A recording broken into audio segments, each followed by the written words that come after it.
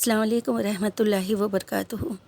دیکھیے، ربیع الاول کا مبارک مہینہ شروع ہو رہا ہے نا۔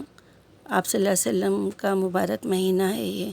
اس میں جتنا ہو سکے، ایسے تو ہمیشہ ہی ہمیں درود و سلام بھیجنا چاہیے آپ صلی اللہ علیہ وسلم پر، لیکن اس مہینے میں اور خاص کر ہمیں ان کی سیرت پڑھنا ہے، ان کی حدیثیں پڑھنا ہے، اس پہ عمل کرنے کی کوشش کرنا ہے اور اللہ تعالیٰ سے ہدایت مانگنا ہے نا۔ دیکھیے، قرآن مجید میں اللہ تعالیٰ کی یہ سنت بڑی اہمیت کے ساتھ بیان کی گئی ہے کہ جو شخص ہدایت کا پیاسا ہوتا ہے اور اللہ سے ہدایت چاہتا ہے تو اللہ سبحانہ و تعالیٰ اس کو ہدایت کی راہ پہ لگاتا ہے۔ بس ہمیں چاہنا چاہیے، اللہ سے ہدایت مانگنا چاہیے، اور جس کے اندر ہدایت کی پیاس نہیں ہوتی ہے نا، تو اللہ تعالیٰ اسے ہرگز بھی ہدایت نہیں دیتا، ہرگز بھی ہدایت نہیں دیتا۔ تو اللہ تعالیٰ سے ہدایت مانگا کرے۔ دیکھیے، اللہ تعالیٰ وہ کبھی ایسا نہیں کرتے کہ اللہ تعالیٰ سے مچھلی مانگنے والے کو سانپ دے دے اور سانپ کے طلبگار کو مچھلی دے دے، ہے نا۔ تو جب کوئی شخص چاہتا ہے کہ اسے ہدایت ملے تو اللہ سبحانہ و تعالیٰ اس کے ساتھ اس طرح کا معاملہ فرماتا ہے جس طرح کا معاملہ آدمی اپنے بچے سے اور اپنے استاد جو اپنا محنتی اسٹوڈنٹ ہوتا ہے اس سے چاہتا ہے نا۔ تو ہم بھی اللہ تعالیٰ کے نیک بندے بنیں، اللہ کے پیارے بنیں، اللہ ہمیں اپنے پیارے بندوں کی طرح ہدایت دے پروردگار، آمین۔ تو اسی طرح اللہ تعالیٰ اپنی راہ پر لگا دیتا ہے ہمیں، اور راہ پر لگا کر اللہ سبحانہ تعالیٰ ہمیں چھوڑ نہیں دیتا ہے، بلکہ اسے برابر اپنی طرف کھینچتا ہے، آگے بڑھاتا رہتا ہے۔ اور اس کے برعکس، اس کے اپوزٹ کیا ہوتا ہے؟ جس کے اندر ہدایت کی طلب نہیں ہوتی ہے تو اللہ سبحانہ و تعالیٰ کیا کرتے ہیں؟ اس سے بے پرواہ ہو جاتے ہیں۔ اللہ تعالیٰ اسے دینا بھی نہیں چاہتے، اللہ تعالیٰ کو کسی کی ضرورت بھی نہیں ہے۔ اللہ تعالیٰ کے لیے ہزاروں فرشتے ہر وقت اللہ تعالیٰ کی عبادت کے لیے، اللہ تعالیٰ کے فرمان کے لیے، اللہ تعالیٰ کی ایک حکم کے لیے تیار کھڑے، لیکن جب بندہ ہدایت کی دعا مانگتا ہے تو اللہ سبحانہ و تعالیٰ اس سے راضی ہو جاتا ہے نا۔ تو اس لیے اللہ تعالیٰ سے دعا کرے، اللہ تعالیٰ سے ہدایت مانگے تو اللہ ہدایت دے گا، اگر نہیں مانگے گے تو اللہ ہمیں اپنے حال پہ چھوڑ دے گا، اور جیسے چلنا ہے ویسے چلو، پھر آخرت میں اس کا جواب دینا ہے نا ہمیں۔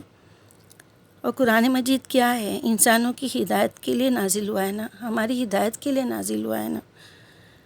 تو اس لیے اس کی روشنی میں صرف ہمیں چلنا ہے، اور صرف وہی پاتا ہے جو اس کے اندر ہدایت کی پیاس ہوتی ہے۔ اگر ہم کو قرآن پاک ہم ایسے ہی پڑھتے جا رہے ہیں اور ایسے ہی ہم کوئی بے مقصد طریقے سے پڑھ رہے ہیں، قرآن پاک پڑھنے کا اجر تو اللہ تعالیٰ ہمیں دے گا، لیکن اس کے اندر جو مقصد ہے، جو ہدایت ہے، وہ اس تک نہیں پہنچ سکتے ہم۔ جب ہم چاہیں گے، ہمارا دل اس کی ہدایت کو پانا چاہے گا، تب اللہ سبحانہ و تعالیٰ کھول کھول کر ہمیں بیان کرے گی اور ہمیں سمجھ میں بھی آئے گا۔ جو شخص اپنی ہدایت کے لیے قرآن کے پاس نہیں جاتا، صرف ایسے ہی علمی سیر کے طور پر معلومات میں اپنے اضافہ کرنے کے لیے جاتا ہے، تو ایسے آدمی کو قرآن سے کوئی رہنمائی نہیں ملتی۔ دیکھیے، حضور صلی اللہ علیہ وسلم کے ارشادات کے اندر یہ بات پائی گئی ہے کہ آپ اللہ سبحانہ و تعالیٰ کی قرآن کتاب جو نازل کیا اللہ سبحانہ و تعالیٰ نے، اس کو پڑھو، سمجھو، سیکھو، سکھاؤ، لوگوں تک پہنچاؤ، ہے نا۔ تو اللہ تعالیٰ سے یہ مبارک کتاب، اس کے اندر ہر چیز کا حل ہے، اس کے اندر کسی چیز کے لیے ہمیں کہیں جانے کی ضرورت نہیں ہے۔ اللہ سبحانہ و تعالیٰ نے چھوٹی سے چھوٹی، بڑے سے بڑے سارے احکام ہمیں بتا چکے ہیں۔ اگر ہم اس کو چھوڑ کر کہیں اور جاتے ہیں تو ہمارے سے بڑا بیوقوف کوئی نہیں ہوگا۔ اس لیے اللہ سبحانہ و تعالیٰ سے ہدایت کے طلبگار رہیں، ہدایت مانگے، اور اللہ تعالیٰ جس کو چاہتا ہے اس کو قرآن کی روشنی سے نوازتا ہے، اس کے دل میں قرآن اتار دیتا ہے۔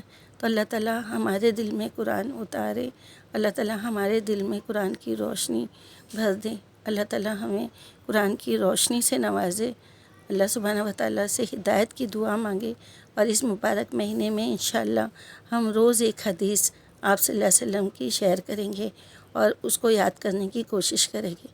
دیکھیے، جتنی حدیثیں ہمیں یاد ہوگی، 40 حدیثیں ہمیں یاد ہوگی، اللہ تعالیٰ نے اس کا بہت بڑا اجر رکھا ہے۔